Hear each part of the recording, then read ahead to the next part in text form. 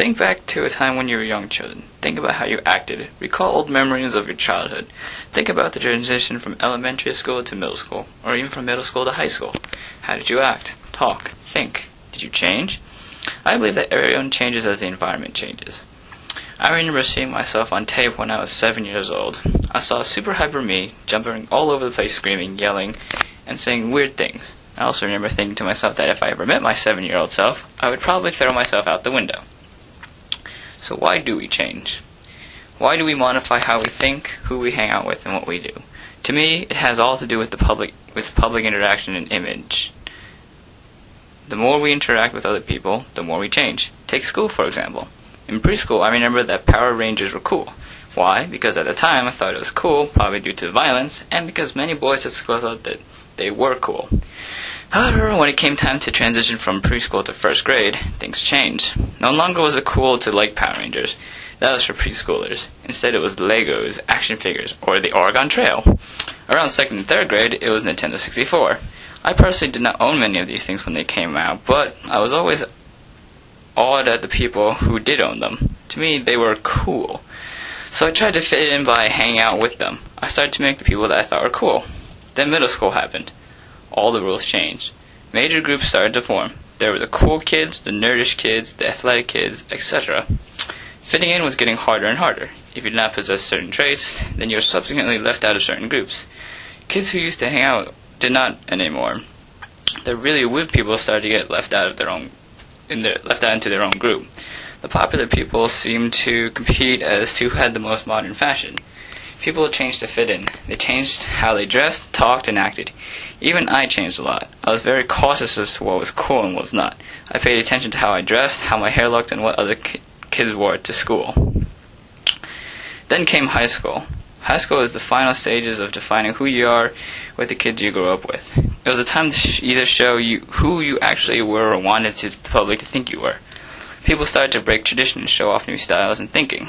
They did what they believed was cool to them. They were also the people who just followed along.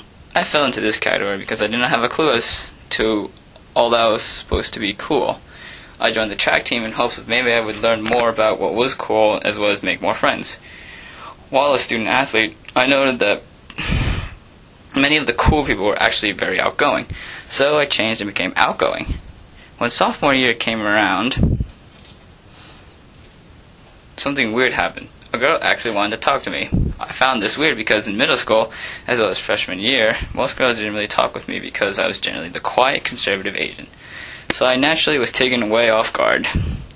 The story goes that it was an orchestra trip to Boston. It was going to be a long bus ride.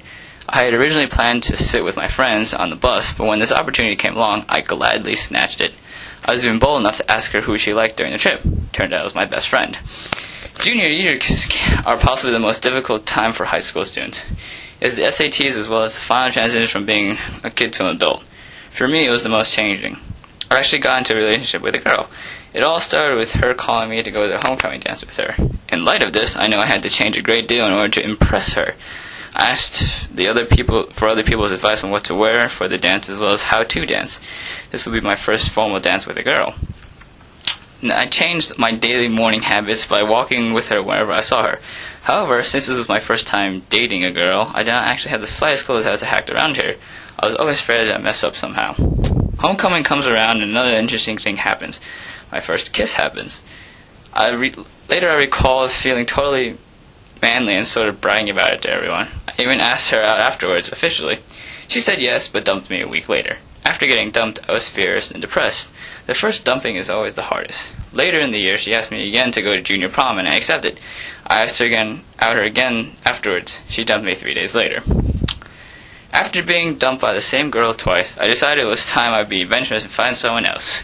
Junior year ends, and I decided to try along with other girls when the same girl calls me over the summer. At this point, I was fed up.